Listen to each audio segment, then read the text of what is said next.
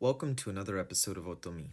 This episode, I'm going to be sharing my final project from last semester's expository writing 20 class that I took.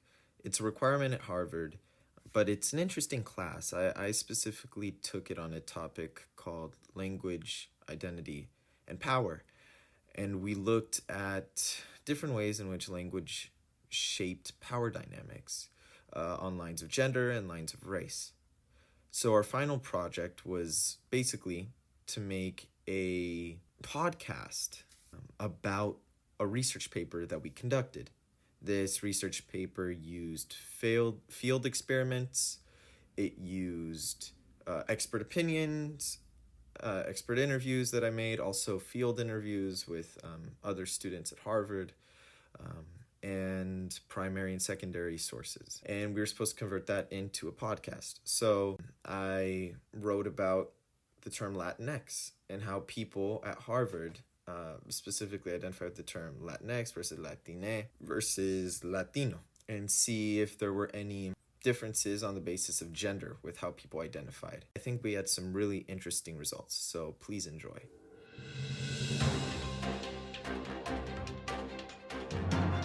The Hispanic community is facing an identity crisis. One simple question reveals this predicament. How do you ethnically identify? Or I go with Latinx. Latino. Latino. Afro-Latina and Caribbean. Latino. So many different identity names, but which one's correct? If we're to look at the terms that the Hispanic community uses, we'd find that according to a Pew Research Center study done in 2018, only about a quarter of Latinos have ever heard of the term Latinx, and then only around 3% of them actually use it. How can a social group be so disconnected from the very name used to identify them and encompass their identity? Hello, my name is Sebastian, and today you're joining me for another episode of Otomi. I'm thrilled to be addressing a certain topic that I found to be so prevalent in my first semesters here at Harvard. This is the mystery of the term Latinx. I never really confronted or had to use this term in my high school years. The first time that I found it and found out about it was when I arrived here onto Harvard's campus, where Latinx is used so often that you might actually attract stares of disapproval for using gendered nouns like Latino or Latina.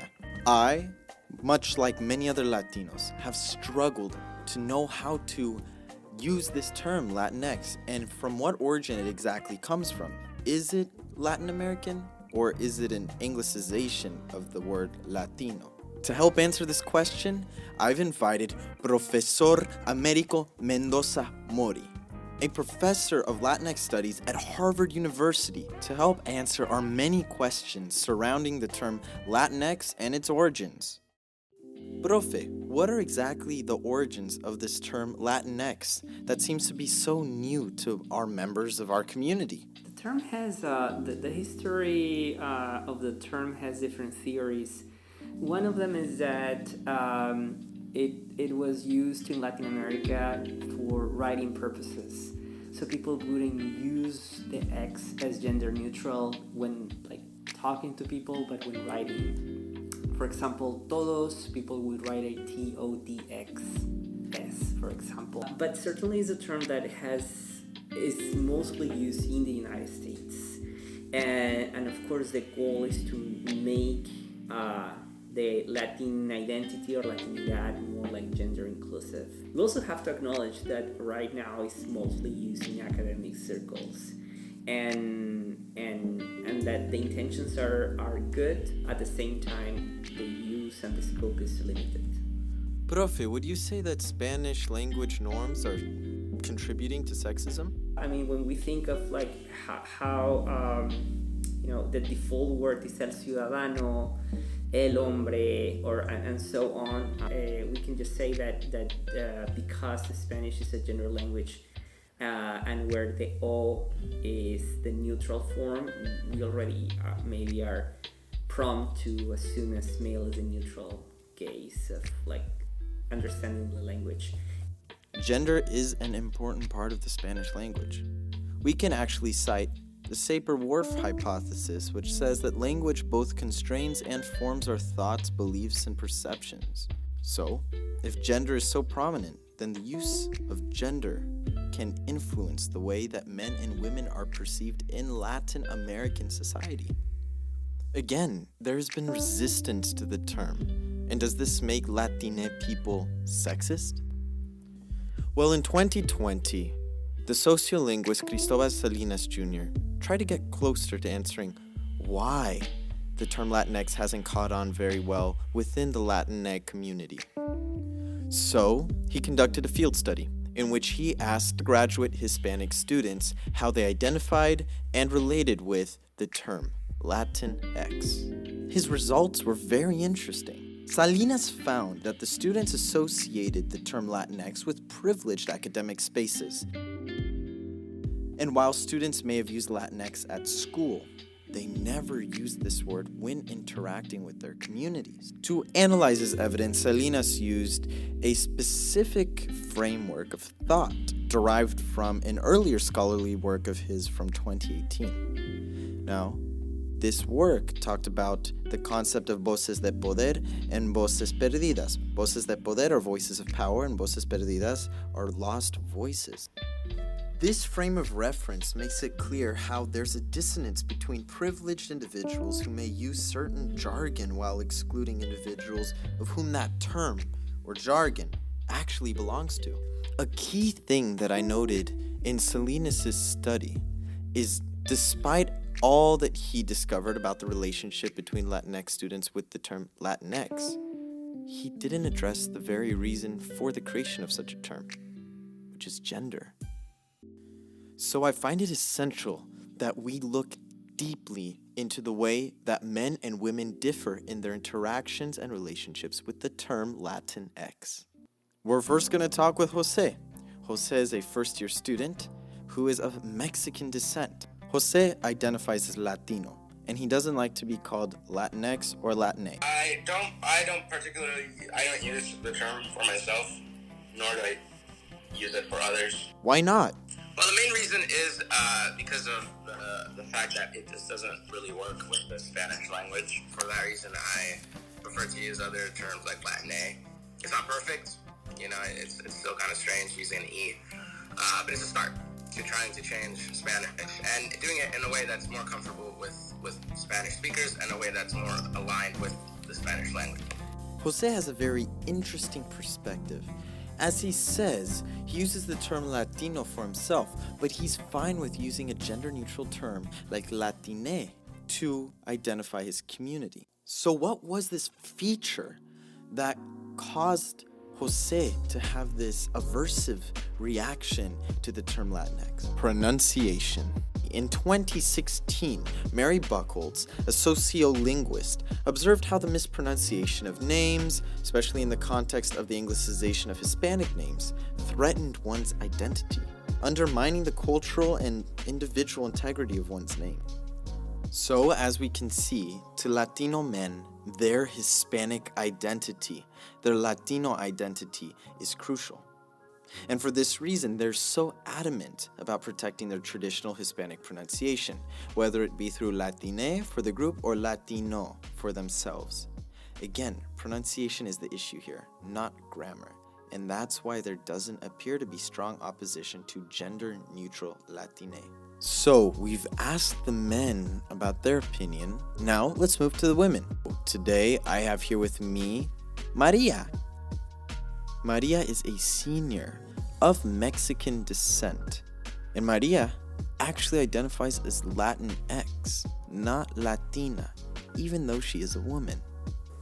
The main reason I stray from identifying as Latina is because of the negative stereotypes that are placed on Latina women. And trying to, keep away from perpetuating or like not addressing the negative connotation that is sometimes associated with Latina, and therefore I stick to Latinx. And I guess that has just more to do with what I've learned in terms of, Latina women are like loud and sassy and like, all of the negative stereotypes. And so I think it's a matter of addressing them on a societal level, which of course I don't know if I can do on my own. There's a whole lot to unpack from Maria's testimonial. Maria's Latina, Maria's Latine. She has the same ethnic identity as the men. But why doesn't she feel the same existential threat to her identity when the word used to identify her lost its Hispanic traits? In order to understand why this is the case, we must analyze from the perspective of in-groups and out-groups. To the men, their in-group is with anyone who is in the Latine or Hispanic community. So this is the voz perdida, the lost voice, the marginalized community. Their marginalization is based in their ethnicity, as being people of color. In the case of the women, they possessed a marginalized status or a lost voice within U.S. American society and Latin American society. So they are double marginalized in a situation where they become both marginalized within their own ethnic group and also in broader society. So, in speaking Spanish, women have to grapple with the constant othering of feminine words. So, considering the sexist nature of the Spanish language and its complicity in upholding sexist norms in Hispanic culture, it makes sense that women would be more readily accepting of gender-neutral terms that challenge the established gender hierarchy. When Latinx women engage in using non-Hispanic language, they're taking part in an act of resistance. It's important to note that while they're not rejecting their culture, they're bringing light to how there are linguistic issues that must be dealt with. And this is exactly what Maria says, that she is trying to play her part within this fight for greater gender equality. Now, there could be a case saying that the lost voice framework isn't applicable to Hispanic students who attend Harvard University. Attending Harvard comes with many of its privileges, and to some, it could potentially not be very convincing to listen to individuals who attend such a prestigious and privileged institution to claim that they have certain marginalized identities. However, it's important to understand that these identities don't change. I'm a Harvard student, and I can share that the dynamic of attending such a university does not at all change your status within the gender and racial hierarchy. These issues follow you. They follow you into every space that you enter. Just because a student attends a very, very well-known university does not mean that they've lost their experience as marginalized members of our society. So it's kind of crazy how just one word, Latinx, can open up questions that reveal how identities are so complex. Now, that did sound a little bit poetic, but it is really interesting how men may prefer normative Spanish because of their sense of pride in their marginalized identity as Latinos or Latinx people, Latine. But women are more inclined to reject these conventions because of their oppressed status within Latine society itself. And I mean, these findings reflect a message relating to identity that can really connect with and pervade into different societies. Most obviously, we could look at other Romance languages like French, Romanian, Catalan, Italian, Portuguese. And they could likely take a similar path to Spanish, adopting anti-sexist gender-neutral language. So once again, language is a powerful tool that shapes how we view the world. And that's why I choose Latine. a term that I find to be a compromise in using the Spanish phonetics and gender-neutral suffixes. Did you notice that I preferred using Latine in this podcast? But let me ask you, after everything that you've heard, whether you're Latine or not, what term will you use? Because at some point, you're gonna have to make that decision for yourself.